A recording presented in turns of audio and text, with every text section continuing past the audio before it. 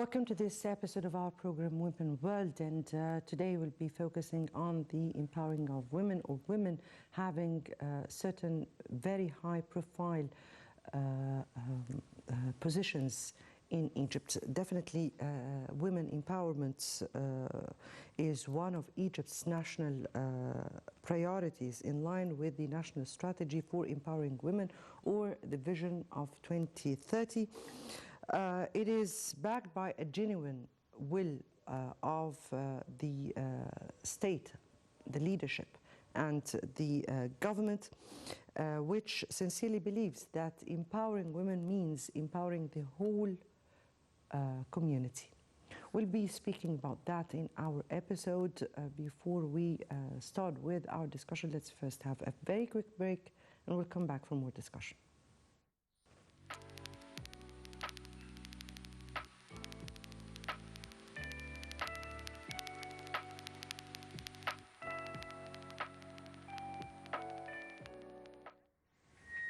Right, welcome back to our episode. And before we start with our discussion and highlighting this very particular issue in Egypt's strategy at large, let's first have this quick report. And the Egyptian Women's Summit 2020-30 honors the 50 most influential women in the public life. Let's watch. The Egyptian Women's Summit, in its second edition, honored the annual list of the 50 most influential Egyptian women in business institutions. The awards were handed over to the honorees by Dr. Maya Morsi, President of the National Council for Women, and Ambassador Christian Berger, the European Union Ambassador to Cairo. The list of the 50 most influential women in society is one of the most important major annual awards in Egypt that celebrates the successes of Egyptian women in all sectors, with the aim of shedding light on female role models who can anticipate and create the future in light of these global changes and lead institutional work, whether in government or private sector. The selections of the winners for the current session of the summit focused on developed criteria to monitor exceptional successes and the extent to which the winners rise to the level of the challenge despite the current global circumstances and repercussions that affect all aspects of life. In light of the Egyptian state's permanent commitment and the political leadership's deep belief in the necessity of maintaining policies that support economic empowerment. It also focuses on Egyptian women and enhancing their access to leadership positions and paying attention to reforms aimed at accelerating gender equality in business institutions. At the top of the honorees were Dr. Jehan Saleh, Economic Advisor to the Prime Minister Dr. Mustafa Madbouli, Dr. Hoda Baraka, Advisor to the Minister of Communications and Information Technology for Technological Skills Development, Professor of Computer Engineering at Cairo University. In addition to Ambassador Mona Omar, former Assistant Minister of Foreign Affairs, and Hubatallah El-Sarafi, Vice President of the Council of Ministers. This goes with the Egyptian Stock Exchange, Dr. Nahla Sabri Qutb Al-Saidi, advisor to His Eminence the Grand Imam of Dr. Ahmed Al-Tayyib, Sheikh Al-Azhar for Expatriate Affairs. The new session of the summit, organized by the Forum of the 50 Most Influential Women, was launched in partnership with the National Council for Women under the slogan Empowering Women, Egypt's Strength and Future, whose activities focus on women's leadership empowerment and supporting the role of Egyptian women. This goes in addition to consolidating it in public life in general and exchange experiences and views on best practices and corrective measures to place issues of importance to women on national and local agendas, as well as the agendas of the media, universities, schools, civil society institutions, and think tanks concerned with culture and arts in light of global developments and circumstances that require strengthening acceleration of the Sustainable Development Goals.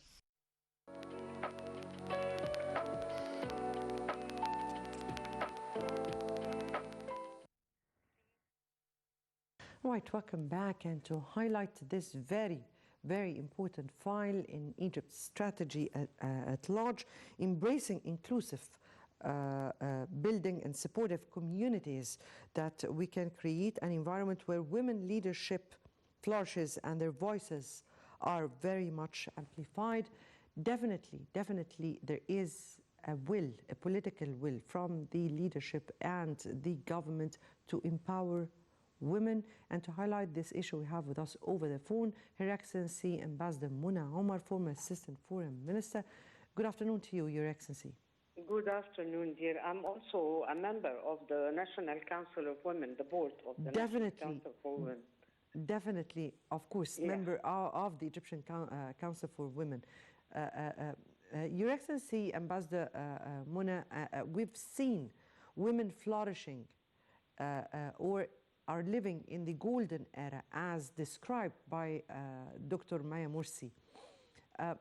How do you view that, and how do you view the leadership giving a certain priority to this fight? Excuse me, I don't hear the question. Again, we are seeing a golden era as described by Dr. Maya Morsi, and we've seen women taking a certain priority for the Egyptian strategy at large. How do you describe that? How do you view that? Actually, good afternoon to you and to all the viewers. You are completely right. Egypt has witnessed notable positive progress on the women's empowerment and gender equality agenda during the past 6 years. The progress, you can recognize it easily on several levels, starting with a strong political will, as you mentioned now, to fulfill women's constitutional rights. This was the start, and a commitment that is evidence-based as it becomes translated into strategies and programs that are implemented by state and non-state actors. So if you want really to get some details, I will suggest that we go to the strategy. Egypt was the first country globally, and we are very proud of that in the National Council of Women. We are the first country globally to launch our national strategic women agenda, and it is completely aligned with the SDGs, the Sustainable Development Goals of the UN, confirming the country's commitment to achieve the empowerment of Egyptian women and its will to play an active role in the advancement of women. This strategy is based on 4 axes: the political empowerment and leadership, and this what you mentioned at the beginning. Number 2, the economic empowerment. 3, the social empowerment.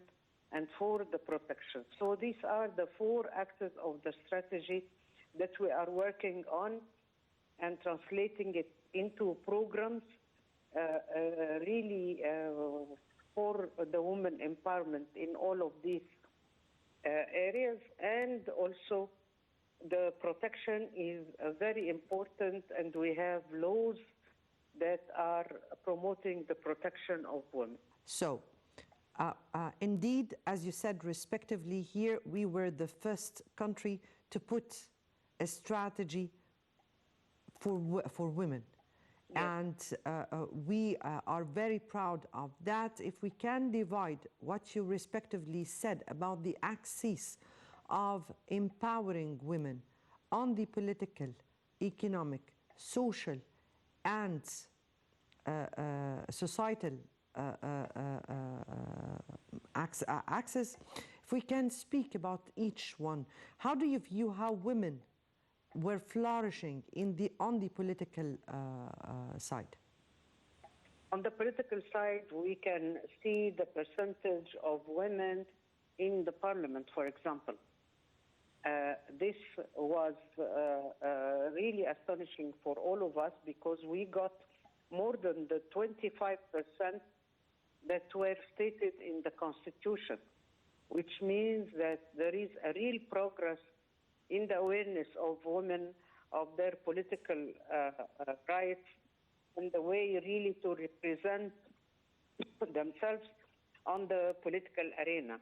We had also the percentage of women in the Council of Ministers. Maybe lately it decreased a little bit, but for the past few years we had about 25% of the Council of Ministers were women.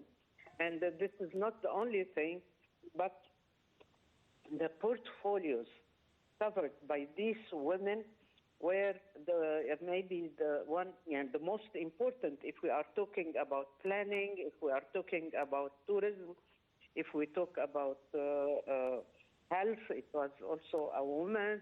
So we are now not only given the Ministry of Social Protection, and no, we get real portfolios related to the development of the country and the progress in all fields. So this, especially in these fields, we are talking about women. We have about 35% of the deputy ministers who are women. We have the first advisor to the president on national security. She is a woman. We have, and for the first time, we have on the judiciary system new also positions for women and as governors. And that is something that we have to be very proud of, and looking even forward for more. Your Excellency, Ambassador Muna, as you said respectively, that women were very much empowered on several sectors. We spoke about the political one, and we've spoke of how women are empowered on the political side for the very first time, also on the judiciary positions and governors. If I may ask also about the economic side and women empowerment on the economic side, particularly how that gives them a push towards further contributing to their societies. We are talking now about the economic empowerment of women. Yes. And I have to tell you that in 2020, the women's unemployment rate was about 17.7%, decreasing from 24% in 2014. So you can see that there is a progress very clear in this regard. While men unemployment rate was 6%, so we have a very big gender gap still. This is very important also to state. As I said, women constitute about 16.8% of the labor force in Egypt, and this is not a good rate, taking into account that we consider that women with 48% and half from the population deserve at least 50% of the labor market, at least. So this is for the good of the country that we need to increase the percentage of women. Now we have professional and administrative workers in the field of ICTs, about 14% if I do remember, while 29% of the graduates of higher education in the field of ICT are women.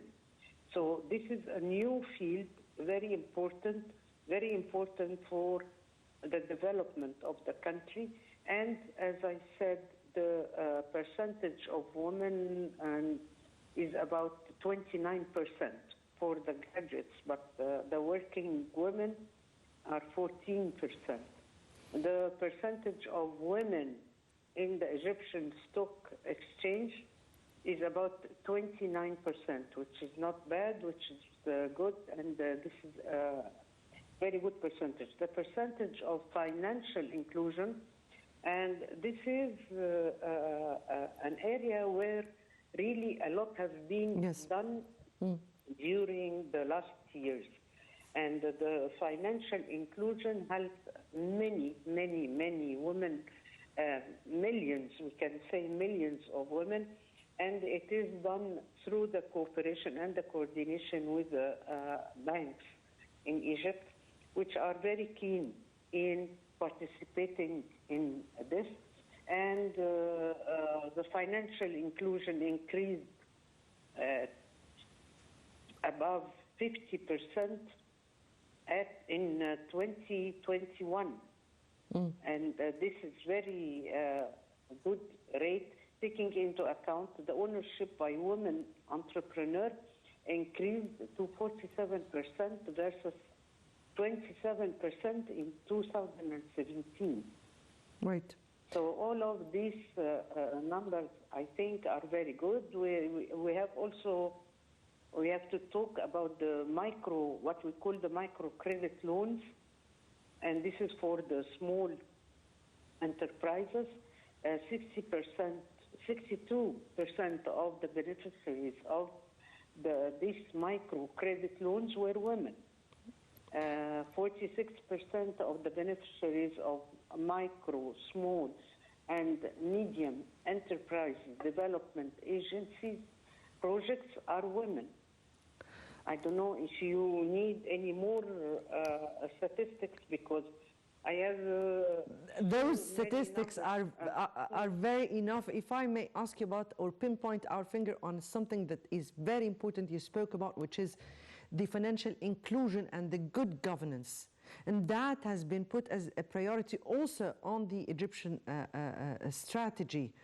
If we speak about how, or from this perspective, how does that or imply on the issue of empowering women and her contribution to the Egyptian society?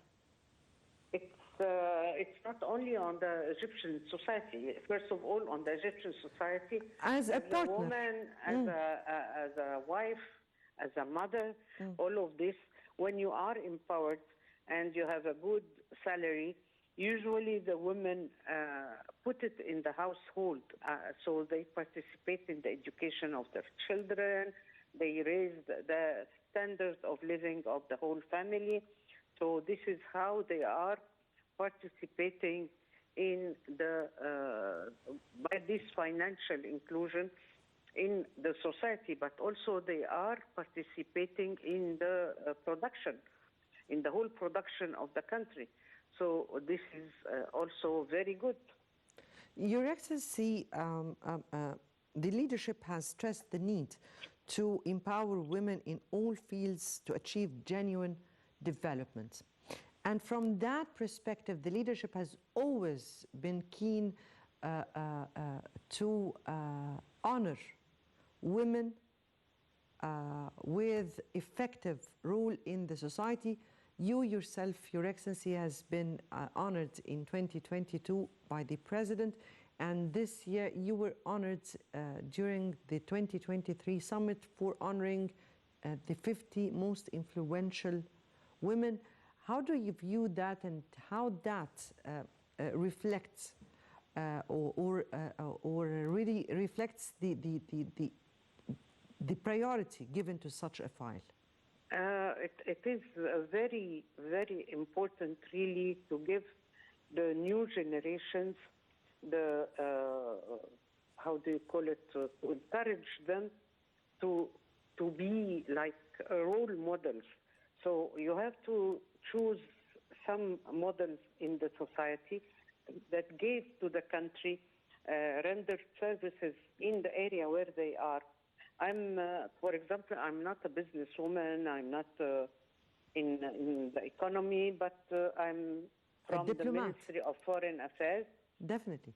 Yeah, so this, when I was decorated by His Excellency, the President Sisi, I felt that this is a decoration for all women in the Ministry of Foreign Affairs, not me. I was only chosen, but it is a decoration for the work done by all women. And at the Ministry of Foreign Affairs, actually, we have a history of a good contribution. Indeed. And in the foreign policy, in the decision-making, in all of these fields. About the women, influential women, when I left the Ministry of Foreign Affairs, I retired. So I didn't really stay at home. I moved.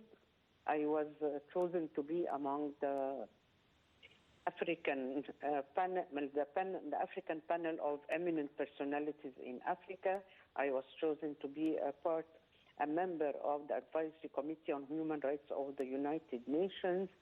I'm, as you see, at the National Council, the board of the National Council of Women, and the head of the Foreign Relations Committee. I didn't stay at home. I'm still moving. I'm still giving. As long as I have the possibility to give, I'm continuing. So when you get any kind of recognition, it encourages you to give more. And above all, it gives the new generation of people, for example, my daughters, their friends, they see that, yes, she was working, but she was rewarded, and it encouraged them to continue on this side. Your Excellency, you are truly a role model for Egyptian women. Thank you so much. No, that's truly because you have worked all your life in serving in our diplomacy, which is our proud and pride indeed. And then you started working within the National Council for Women, also continuing on with your mission in the African Department to serve in such a file. So you're truly a role model. If I may ask you, yes, as a true role model for women, what do women need at this coming stage? What are the challenges facing women?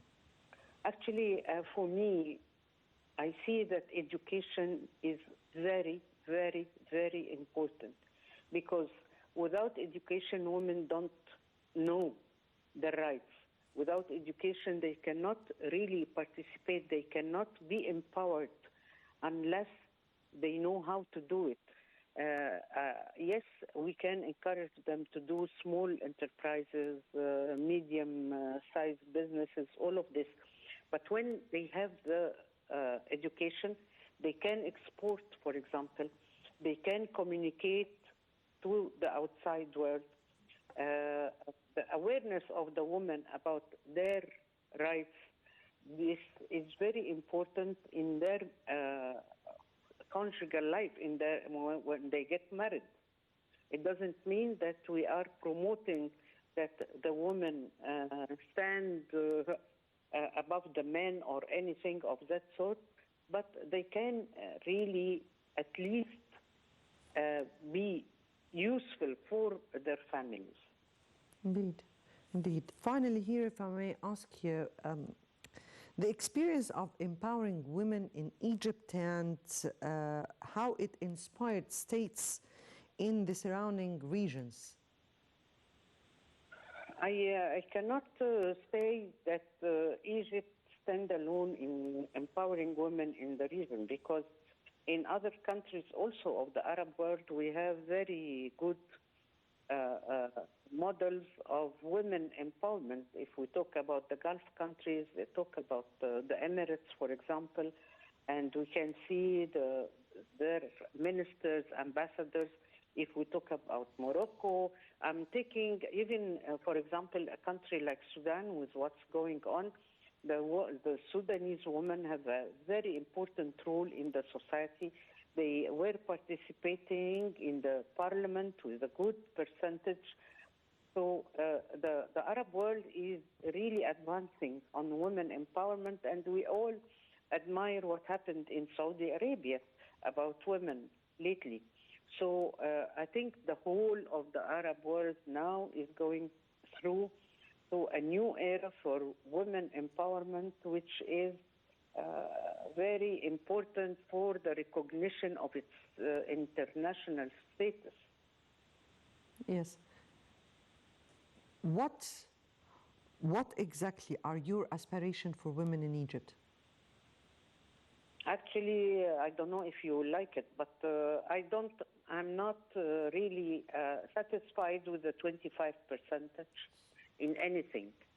We are 48.5% of the population, we deserve to get in every field the 48% at least, or the 50%. So we need really to narrow the gender gap that is existing in the, as I said, in the labor market, in the leadership positions. I said that we have 25%. This is a very good increase in the number of ministers, but still, why don't we have the 50-50? I think this is what I aspire for, what I want to achieve for the women in Egypt. Indeed.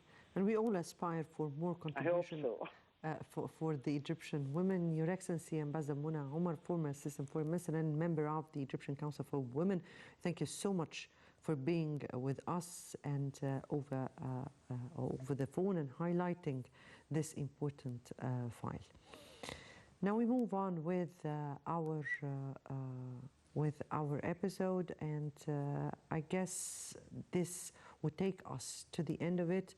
However, the file of women will continue on to be a priority for Egypt and for the leadership in Egypt. Many thanks for watching.